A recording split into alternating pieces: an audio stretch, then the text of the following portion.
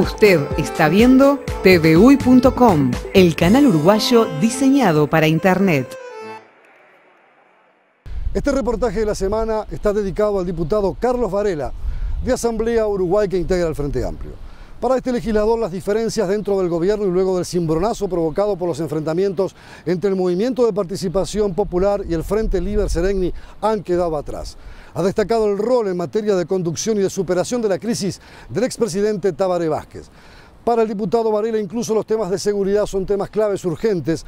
Ha tenido algunos disensos con las políticas que ha llevado adelante el ministro Eduardo Bonomi del Interior, pero ha sido un fiel representante, dijo, de lo que el Frente Amplio ha definido como una estrategia más allá de algunas pequeñas distancias o de enfoques de criterio que lo han distanciado a veces de algunas decisiones de este secretario de Estado. Su respaldo, sin embargo, ha sido tácito y claro para la conducción del Ministerio del Interior.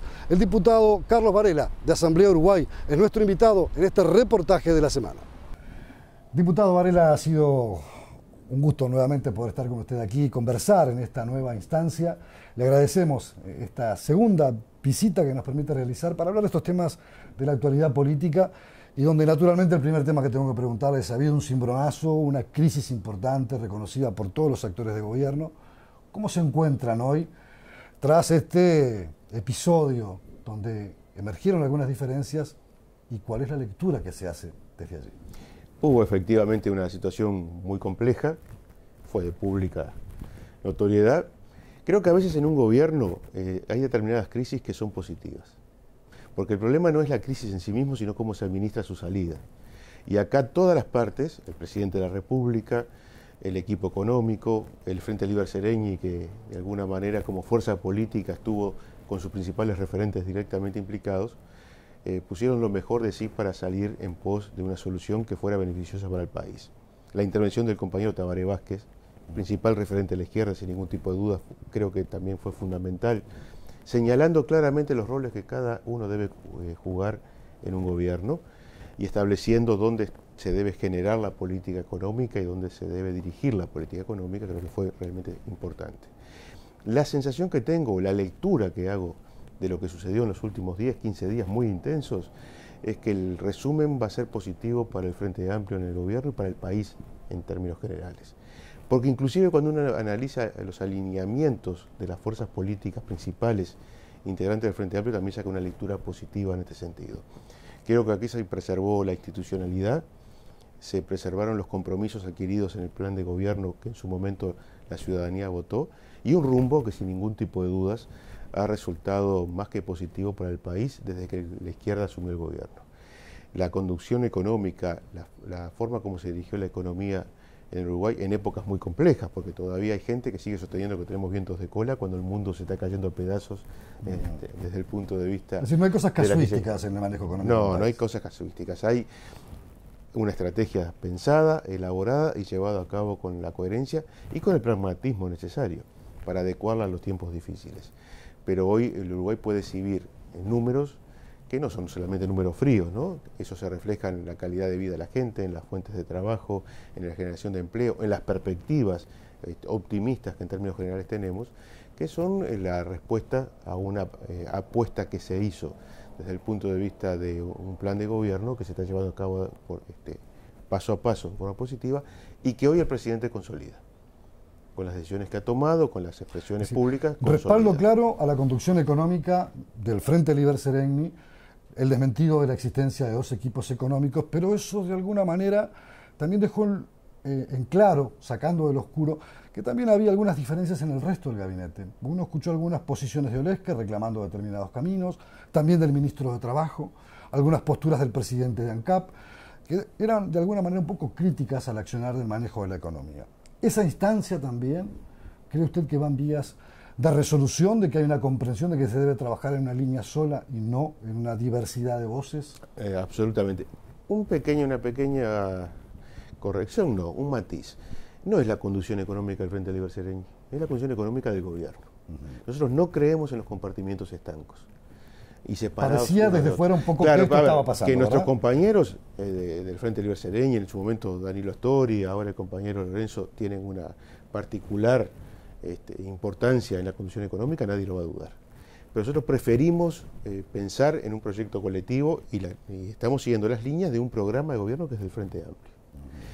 Es más, que a veces parece que no todas las voces lo sintonizan. Exacto, yo iba a decir eso. Algunos compañeros parecen no interpretar eso y creer que la conducción económica es de tal cosa, la conducción de industrias es de tal partido. No es así. Nosotros no creemos en eso.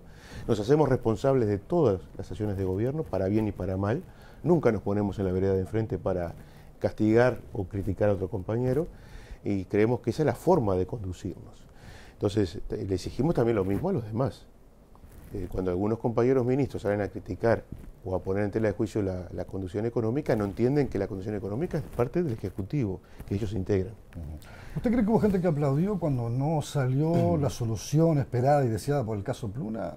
¿Y que eso de alguna manera profundizó las diferencias en algún momento? A ver, los que no aplaudieron fueron los de la derecha. No, pero desde la yo izquierda espero que ningún compañero de la izquierda se equivoque creyendo que se puede sacar alguna ventaja electoral de una situación de crisis, digo una ventaja electoral particular, cuando lo que está en tela de juicio para la gente es el proyecto colectivo. Por eso digo que nosotros jamás nos ponemos en la vereda de frente, aún admitiendo que en muchos lugares del gobierno todavía tenemos dificultades, como es natural. Una gestión de un país no es nunca perfecta, ni es una línea recta. Es sinuosa, tiene avances y atrasos. Lo que nosotros jamás vamos a hacer es sacar provecho sectorial de algún tropiezo que algún compañero o compañera puede tener en la gestión del gobierno. Usted destacaba el rol del doctor Tabaré Vázquez, puso las cosas en su lugar, dijo, bueno, OPP tiene una función constitucional, el Ministerio de Economía tiene otra función, y el que define y el que decide siempre es, naturalmente, el presidente de la República, que es quien toma las grandes decisiones a nivel nacional. Esa puesta en escena de Tabaré Vázquez permitió ser el fiel de la balanza, reacomodó las piezas, es una voz demasiado potente, es una especie de fortaleza del gobierno por detrás del gobierno. Es el principal referente a la izquierda uruguaya. Es decir, no que le quiera quitar el espacio al presidente Mujica. No, pero a ver, todos sabemos... Puede interpretarse también. Acá hay un trípode de tres figuras que son hoy básicas para la izquierda. El presidente de la República, José Mujica, el vicepresidente, Danilo Astori, y el expresidente Tabaré Vázquez. Son las tres figuras, lo dice la opinión pública, no lo digo yo, que son los tres principales referentes. Sus opiniones son realmente claves. Pero el papel que juega Tabaré Vázquez, sin ningún tipo de dudas, nuestro candidato a las elecciones del 2014, es trascendente. Tiene a veces la impresión, para los que somos más veteranos en esto del quehacer periodístico y estar vinculados al mundo político, como que retomó aquella vieja idea del general Sereni surciendo, donde había que surcir y recomponer donde había que recomponer. Ese es el rol que está cumpliendo. Y yo creo que Tabaré tiene una ventaja sobre el resto.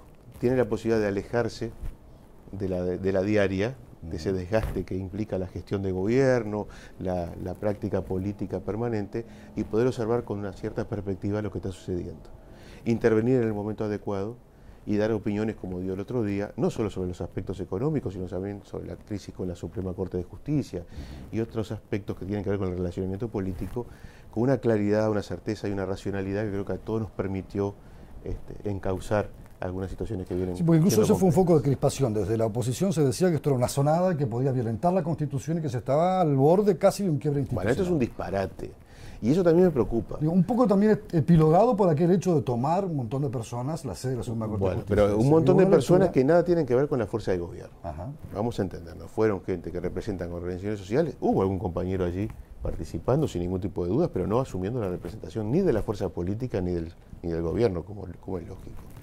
Entonces, imaginar, por una crítica que se le hace a la Suprema Corte de Justicia, que yo respaldo, quiero aclarar, o una participación masiva como hubo y pacífica el otro día en una manifestación que está legítimamente autorizada por todas las leyes de este país, inferir de ello una zonada o una situación de crisis realmente es una irresponsabilidad por parte de la oposición, solo creíble por cálculos electorales. Entonces me parece que hay que también acá llamar a una racionalidad y a una madurez de todo el sistema político, incluyéndonos, de saber interpretar cuando hay una situación compleja, pero no llegar a los extremos de categorizar en forma dramática determinadas situaciones, porque eso nos hace mal, interna, pero sobre todo externamente. Porque ¿qué lectura se puede hacer desde el exterior de alguien que dice que el país está prácticamente al borde de una zonada por una ignorancia del marco legal, cuando es una de las grandes fortalezas que el Uruguay tiene, para presentarse en el mundo, para atraer inversiones que significan trabajo, para generar una imagen de país que hemos generado durante muchísimo tiempo con gran esfuerzo. No se puede consensuar ese tipo de manifestaciones porque no todas las voces en la izquierda están mirando las cosas con los mismos cristales. A veces hay posiciones que piden un viraje mayor hacia la izquierda, más profundo, en todo tipo de temas, no solo en la conducción económica. Hay otros que dicen, bueno, hay que trabajar paso a paso y hay que construir escalón por escalón. ¿Cómo se compatibilizan esas voces?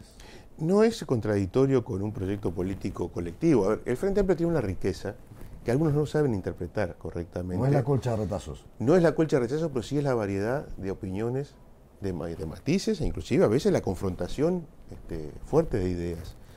Allí nunca hay una dificultad. La dificultad siempre está en lograr los consensos y las formas de salida. Que esto es una parte de nuestra riqueza de más de 40 años de experiencia de convivir distintas formas de ver la realidad.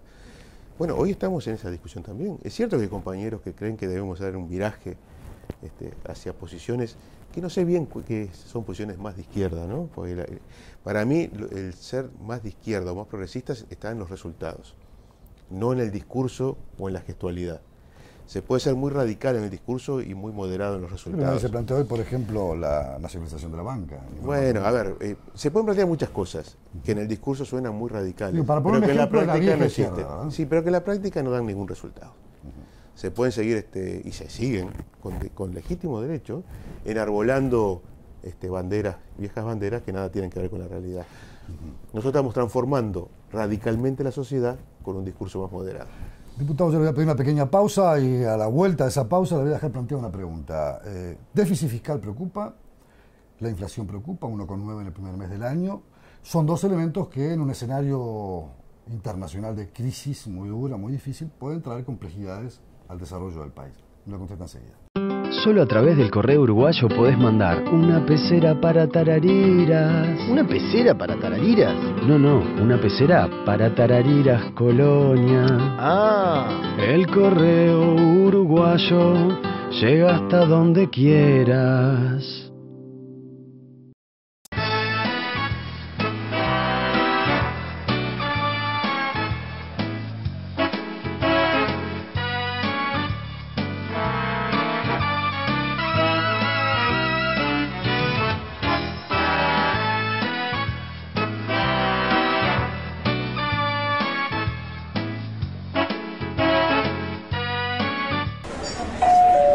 Son líneas aéreas Uruguay. Vuelos directos de Montevideo a Buenos Aires y Montevideo a Rosario, Argentina. Para consulta de horarios y reserva de pasajes, sol.com.ar. Consulte a su agencia de viajes.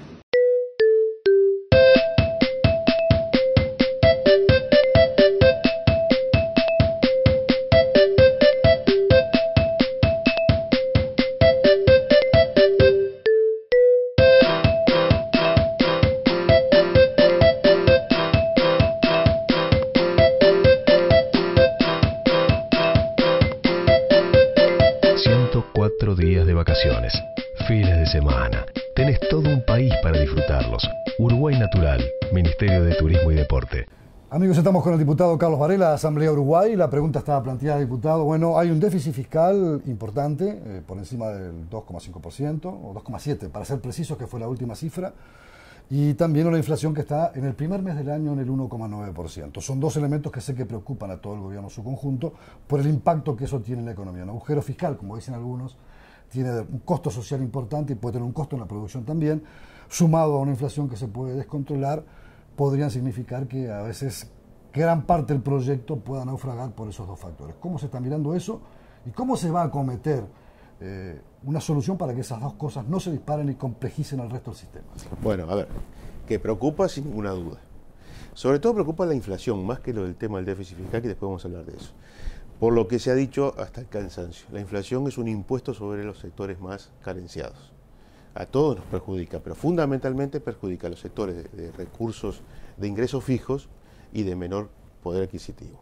Por lo tanto, siempre ha sido un esfuerzo permanente desde el 2005 hasta la fecha de controlar la inflación en los niveles más bajos posibles. Y que se va a seguir en esa línea y hay medidas para controlarla. No estamos ni cerca de los niveles de inflación históricos que este país tuvo, que ustedes recuerdan, de más de 2 cifras, que realmente nos afectaban permanentemente. Igual hay una situación que hay que atender con mucho cuidado y sobre todo es un tema de responsabilidad colectiva, no solo de acciones de gobierno, sino también de los de los que son grupos de presión de poder, como legítimamente lo estoy diciendo esto, como pueden ser los sindicatos o las organizaciones gremiales, a la hora de analizar sus ingresos y sus negociaciones en el futuro. También con el papel de las cámaras empresariales. Y sobre ese punto hay una convocatoria planteada para el ministro Lorenzo, poco tiempo más, sobre la forma en la que se manejó la inflación al final del 2012. Se llegó a una deflación, es decir, menos de cero, y de alguna manera se contuvo la inflación para que no llegara a los 2 dígitos, que hubiera sido realmente compleja y difícil de superar.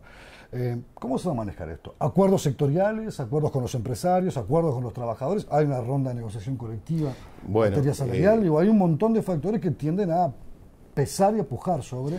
El gobierno está trabajando sobre una batería de propuestas que seguramente nos vamos a enterar públicamente en los próximos días.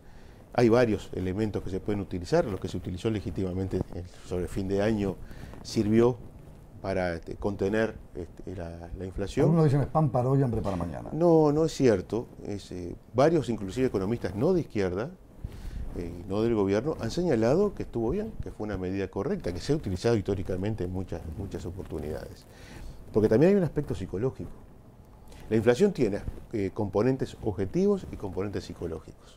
Si nosotros, como sociedad, nos convencemos que estamos en un proceso inflacionario, en general actuamos proactivamente para que esa inflación siga creciendo. Por lo tanto, detenerla, frenarla en determinados parámetros, está bien, también para dar señales hacia... Con un consumo creciente, ¿cómo se puede imaginar? Bueno, es que el tema es ese. Estamos efectivamente en una mejora notoria de nuestra calidad de vida, de todos los parámetros que se reflejan en el consumo. Lo que creo que hay que trabajar también socialmente es para que no entremos en una espiral incontrolable de un consumo innecesario. A mí a veces me alienta ver los niveles de consumo y otras veces, sinceramente se lo digo, me preocupa. Porque creo que estamos en un sobreconsumo muchas veces que termina afectando elementos objetivos de la economía. Algunos de los integrantes del gabinete de ministros se había planteado en algún momento, bueno, grabemos los artículos suntuarios y hubo una respuesta. Yo no sé cuáles son los artículos suntuarios, ¿no? Se hablaba de un plasma. Cuidado, yo creo que cuando un compañero habla de que un televisor plasma es suntuario, estamos dando una señal totalmente equivocada. Hoy un televisor plasma no es un objeto suntuario. Porque cuidado con empobrecer a nuestra sociedad a partir de algunas definiciones ideológicas. Hay que tener mucho cuidado, no siempre da resultado grabarlo sobre los artículos suntuarios y sobre todo hay que discutir bien qué es un artículo suntuario. En lo personal, un televisor plasma que hoy está al alcance de cualquiera no lo es. Pero vamos al otro tema que usted señalaba, el déficit fiscal. Exacto, yo le quería preguntar un poco por eso, porque ese agujero puede reducir la capacidad de un gobierno de invertir, sobre todo en políticas sociales, en educación, por ejemplo, que es uno de los reclamos de la oposición, o en seguridad. A veces solo con el dinero no alcanza, pero es una base importante, lo decían los finlandeses, creo. La primera medida es invertir recursos para después diseñar política, pero restringido. A ver, lo primero que les quiero decir, los recursos para seguridad, los recursos para educación, para infraestructura, están asegurados desde el presupuesto quinquenal cuando lo aprobamos el primer año de gobierno. Eso no se va a modificar. Lo que se modifica año a año, los ajustes presupuestales que nosotros los hemos utilizado como herramientas de ajuste, como corresponde, no como históricamente antes se hacía, que todos los ajustes presupuestales eran artículo único y cero, es... Con gasto cero. Con gasto cero, es adecuar la visión que tenemos sobre los recursos económicos a la realidad que año a año se va dando. ¿Por qué el déficit fiscal? Pues hay que explicarlo. No es que haya habido un sobregasto porque sí. Recordemos que vivimos durante el año pasado una sequía que nos generó un sobrecosto energético extraordinario. Más de 500 millones de dólares. Mucho más, muchísimo más. Y que eso recién se va a subsanar en los próximos años con las inversiones que estos dos gobiernos están realizando en energía, que no se hicieron en el pasado y que si se hubieran hecho hoy no teníamos este problema, a los efectos de cada vez que tenemos una crisis de lluvias, tener que recurrir al combustible que no... Sí, no, y es importante recalcar que hoy Uruguay tiene un 84% de su matriz energética sobre energías renovables. Exactamente. La más alta en el mundo. Exactamente, pero en momentos donde parte de esa energía renovable, que es el agua, no la tenemos que recurrir al combustible fósil, que desgraciadamente por ahora no lo tenemos, y que somos tomadores de precio. El otro sobrecosto ha tenido que ver con el sostenimiento no en forma artificial, pero sí en forma muy inteligente, pero que implica un enorme costo, del tema del dólar.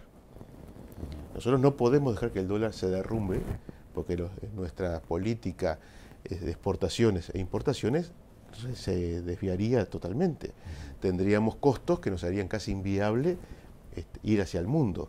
Eso le implica al Estado una gran inversión en compra de millones y millones de dólares, que tiene un costo en cuanto a intereses realmente muy importante y que explica la otra parte del déficit fiscal que tenemos. Entonces son variables. La del sobrecosto energético, dependemos del clima. No sabemos si este año viene como un año normal en cuanto a su periodo de lluvias, que seguramente va a subsanar esa dificultad. Lo otro es una variable que por ahora no podemos modificar. Usted calcula en unos 300 millones de dólares, o sea, bastante menos que el año pasado, un plan de contingencias, porque se supone que este es un año más húmedo y más lluvioso. Sí, todo parece indicarlo. Ahora, de todas maneras, en un déficit fiscal que usted tiene ese tipo de elementos, constriñen, reducen la posibilidad de gasto. El tema de la intervención con el dólar es clave, por lo que usted decía, pero de alguna manera acota el margen de gastos. Y ya creo que el propio ministro Lorenzo había señalado, tenemos poco margen, muy reducido. Muy reducido, ¿Cómo atender entonces esas necesidades con ese margen reducido y atender esta otra realidad a la que no hay que descuidar, porque ahí está el trabajo y la exportación del país? Bueno, una de las cosas que debemos hacer, y eso es parte de la bancada de gobierno, es ser responsables a la hora de fijar las prioridades del próximo ajuste presupuestal. ¿Dónde van a estar? Van a seguir en donde estaban desde el principio: educación, seguridad, infraestructura, fundamentalmente. Ahora, está en la actitud nuestra, porque es muy fácil subirse a la ola de pedir cada vez más. Eso está pasando. Suele pasar, y ha pasado estos años porque había un margen para poder trabajar sobre un presupuesto que siempre tenía un pulmón sobre el cual dirigir las aspiraciones. Este año seguramente no va a existir, pero sí van a existir las presiones naturales de los sindicatos, de las agremiaciones, que saben que aparte este es el último año, porque ahí está la situación compleja. Hay que asegurar 24 meses. Este es el último año donde se pueden dar determinados aumentos. Ahora, también apelamos a la responsabilidad social de esas organizaciones, pero de no existir, deberá existir la responsabilidad política de la bancada de decir que no cuando corresponde, sabiendo que no estamos en una situación de piso, ni desde el punto de vista salarial, ni desde el punto de vista de generación de trabajo, ni de generación de políticas sociales que están aseguradas por el presupuesto quinquenal aprobado. Diputado, le voy a pedir la última pausa. Para después de ella vamos a hablar sobre el tema seguridad, que ha sido un factor en el cual la oposición ha hecho una lectura muy profunda, muy constante, muy persistente, y que de alguna manera hay un termómetro social que también siente ese miedo a flor de piel. Pero me lo contesta después de la pausa. ¿Cómo no?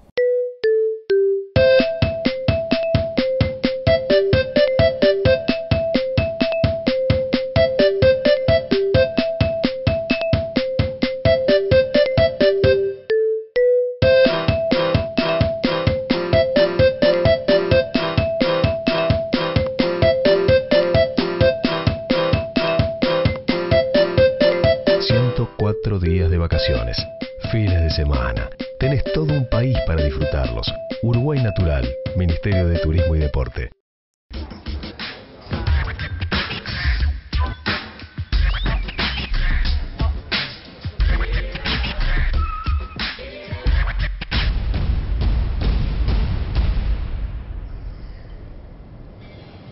¿Sabías que en Uruguay la edad de inicio del consumo de alcohol es a los 13 años? A menor edad de inicio, mayor posibilidad de tener problemas con el alcohol. Conectate con tus hijos. Cambiar es posible. Junta Nacional de Drogas, Presidencia de la República. Sol Líneas Aéreas Uruguay. Vuelos directos de Montevideo a Buenos Aires y Montevideo a Rosario, Argentina. Para consulta de horarios y reserva de pasajes, sol.com.ar. Consulte a su agencia de viajes. Solo a través del correo uruguayo podés mandar un bozal para Yacaré. ¿Un bozal para Yacaré? No, un bozal para Yacaré Artigas. Ah. El correo uruguayo llega hasta donde quieras.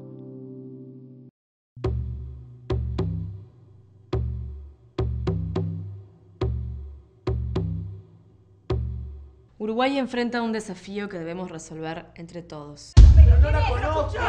24 asesinatos domésticos en el último año han convertido al hogar en un sitio peligroso. Empecemos por casa. Todos debemos hacernos cargo del problema para ser parte de la solución. Contra la violencia, por la vida y la convivencia.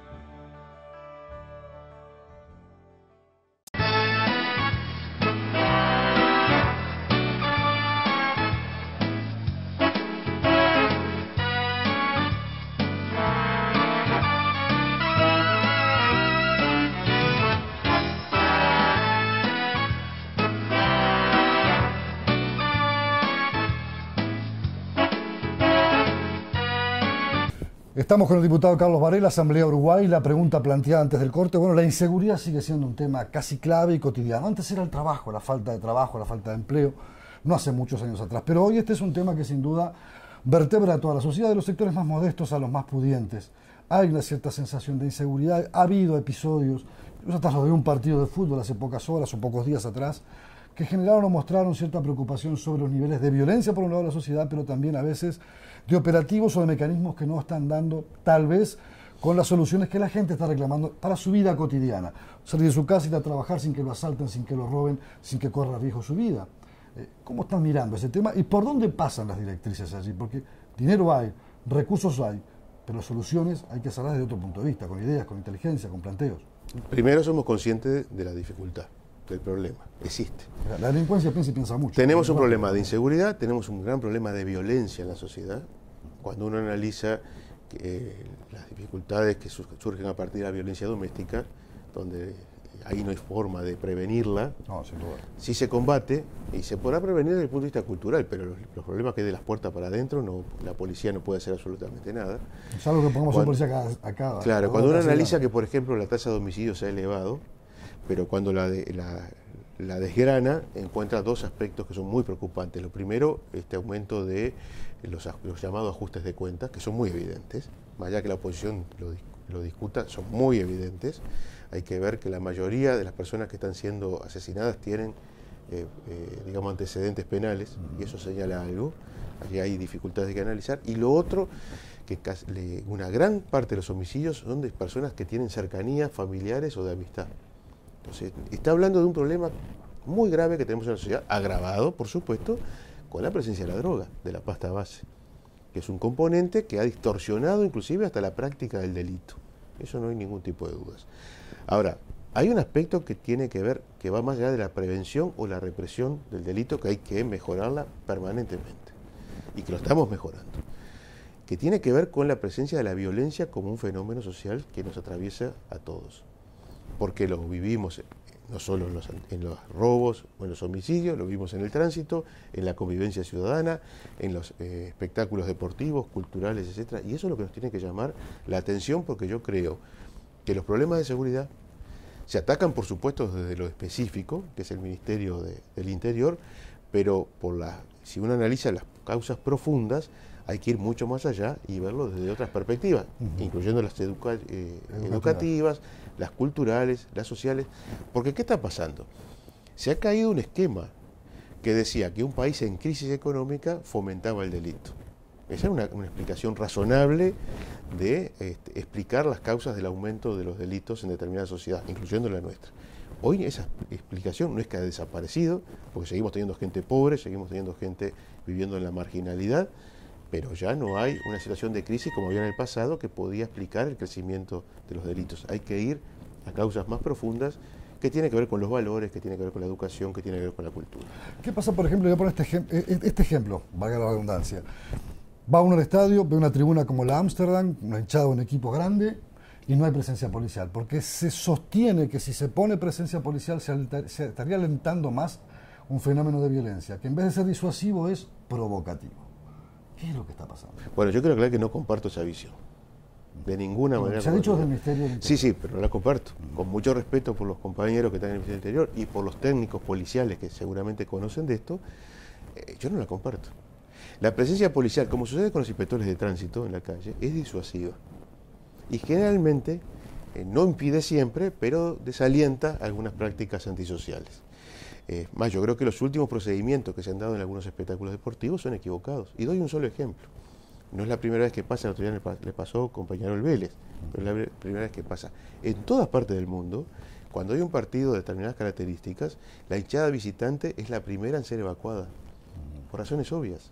Y la hinchada local debe quedarse a esperar que los hinchas visitantes ya estén fuera de la zona de, digamos, de riesgo. Acá hacemos al revés. Incluso pasa Sacamos primero la hinchada local. Un ejemplo, yo soy hincha de un equipo chico.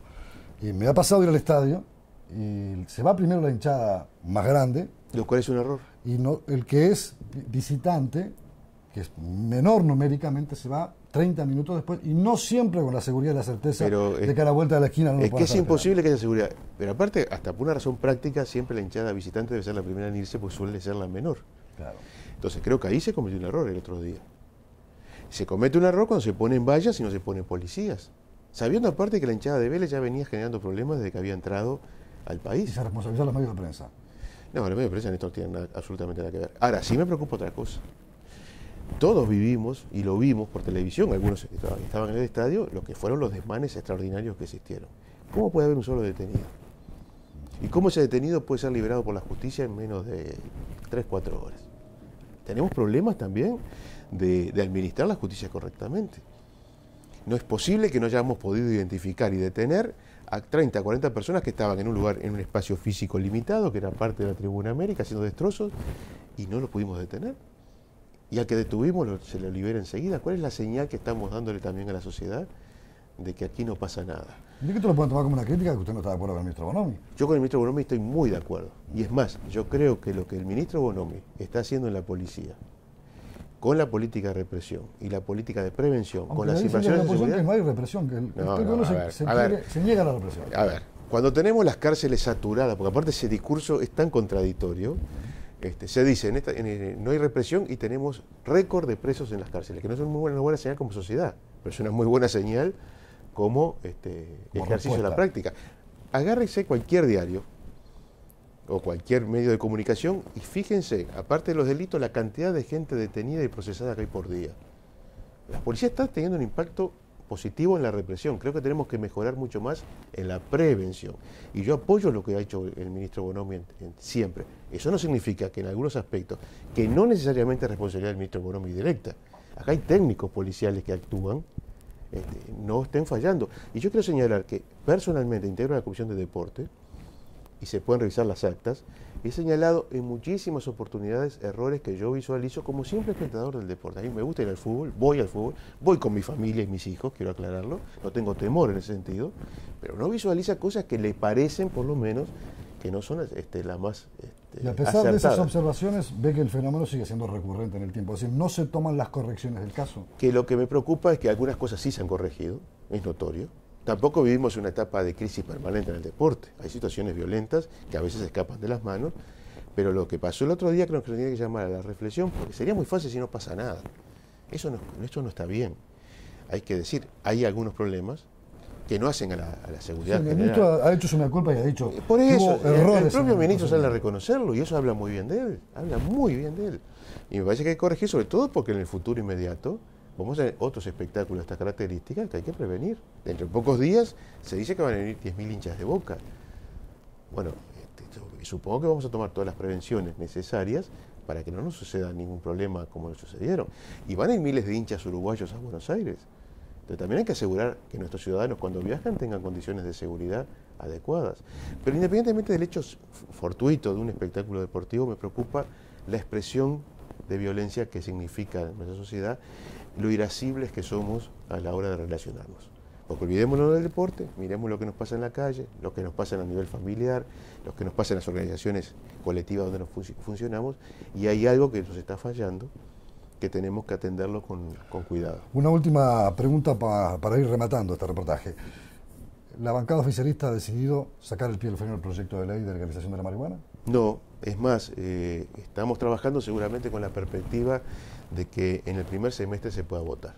Pero cuidado, lo queremos hacer en forma muy colectiva en su debate. Es un tema muy delicado, donde hay opiniones al interna a la bancada también divergentes. Sí, Creo que en lo que estamos todos de acuerdo es encontrar una solución al tema de la droga en este país. y que sin ninguna duda las políticas que van solo a la represión, a la prohibición, han fracasado, no en el Uruguay, en el mundo.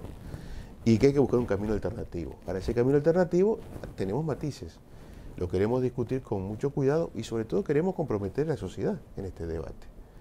Pero hay que encontrar un camino para llegar a una solución que yo estimo que a mediados de año sería el tiempo adecuado para poder votar. Diputado Carlos Varela, como siempre, muy gentil por recibirnos. No será la última vez que estaremos aquí, pero ha sido realmente un gusto haber conversado con usted. Yo estoy agradecido a ustedes y como corresponde siempre las órdenes. Y hasta aquí, amigos, este reportaje de la semana.